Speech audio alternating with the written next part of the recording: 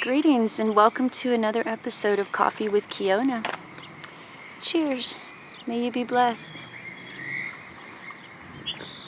Today I would like to talk with you about making zines, making radical magazines that you make yourself, that you hand out on the streets, that you share with people as an expression of your life, your art, your activism, and what you want to share.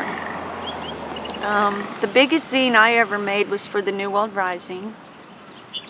We made 10,000 copies and distributed them all over America and the world by mailing out packets to people who then carried them to their coffee shops, their health food stores, their record stores, concert venues, and what have you, or just passed them out on the street, handing them out to people and talking about what's in here. And this episode is about consciousness, communications, and community. And I did it by making collages.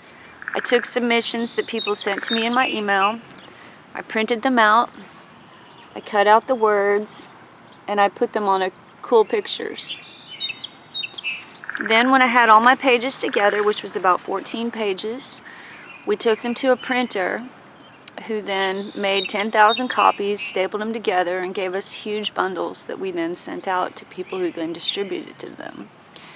And it was black and white. I wanted it to be color, but my preferred way of doing zines is with collages. I find it to be really free form and inspiring and electrifying. So there's a long history of making zines, from Thomas Paine and Benjamin Franklin to modern day anarchists and punks and all kinds of people, rainbows, communitarians, activists, college students, high school students,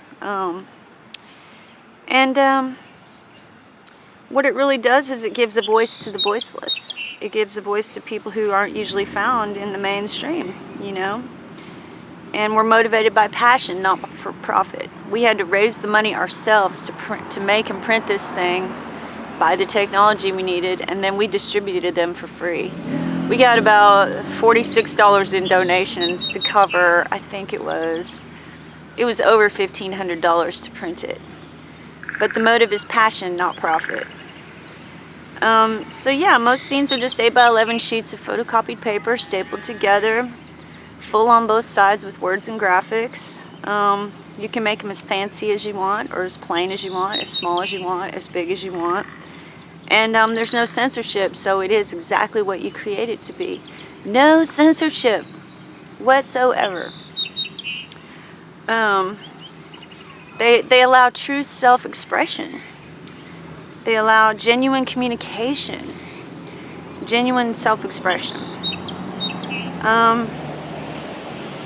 You know, it's an enjoyable activity that anyone can do, really. And you can do it with others too, and it can help you build alliances. It can help you feel like you're a part of something that's bigger than you. And it can awaken and empower people. It can reinvigorate them and gives them something to hang on and carry around with them and treasure. And you can express anything you want in your own zines, you know, because you're the one who makes it and you're the one who distributes it.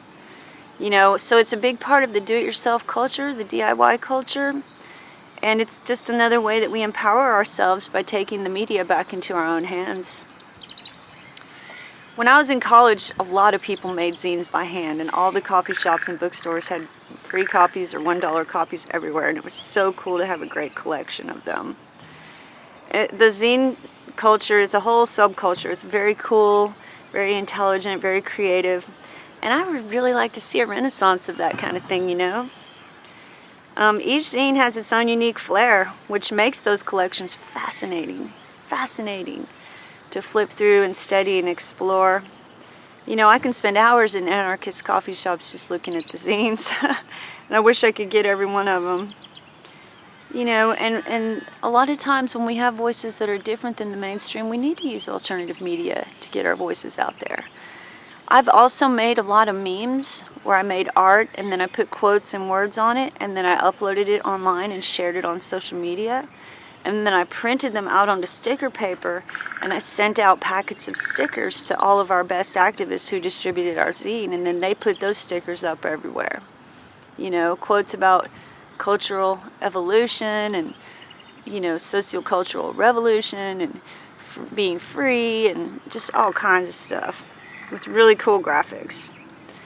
And that cost, I think, $17 for a huge packet of sticker paper, and the rest was just my labor and creativity, and then whatever it costs to mail it. You know, your voice adds to the whole, you know, landscape of zines, and I think it would be better if you did make a little zine and just leave it laying around. You know, this is art for its own sake. You know, so I want to encourage you today. When I started making my own books when I was 8 years old, I would take construction paper and fold it in half, and then I would write my own poem on each little page, and then I would illustrate it. And I was only 8 years old. And then I would punch 3 holes down the side, tie it together with yarn, and there you go. And I made my own little books all the time. And now as a grown-up, I like to make zines. So yeah, when we engage in zine production, we're free of censorship and you know, standards of publication. We can do anything we want, any freaking way we want to. Any style, any content, anything. And this is liberating and empowering and interesting, you know? There are also zines that are basically graphic novels or comic books, manifestos, you know, and it's just awesome.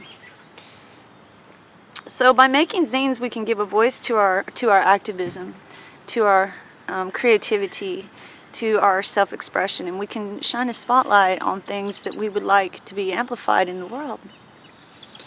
You know, the early New World Rising zines are full of psychedelic art, quotes by the Grateful Dead, information about the Rainbow Family, letters that people sent in through snail mail, and they printed them out and shrunk them way down and printed them out and put them in the zine, and it's got the name and address and phone number of these people saying, if you ever come through town, you know, hit me up and come and stay with me and let's network. So I would love it if you would do that and maybe even share it with me. Tell me about it. Show it to me. And you can find online copies of our zines from the, I think, 1989 all the way up to 2014. I have been taking a break since then, but it's time to make another edition of our zine. And our zine is going to be reviving the psychedelic vibe of the original zines. It's not going to talk about politics. It's not going to talk about anything that would make people mad. It's going to be about love, the love revolution. By building networks of conscious communication and community, you know, and by doing things that make the world a better place with music and dance and love and art and growing gardens and raising babies and going on road trips, you know, so it's going to be throwback. So you can find all of the old zines on the Luminist archives, which are focalized by several people, but I know by our friend Dale Gowan. So look up the Luminist archives, Luminist. Scroll down through the alphabet, you'll find tons of underground zines there. Oh my God. And every page, everything you can want. Black Panthers, communists, communitarians, hippies, the diggers, just like everything. And our zines are in there too. You can also find it on our blog spot, New World Rising News. I scanned all the sheets onto there so that you could print them out if you want to. And if you contact me, I'll send you a copy so that you can see what I'm talking about. But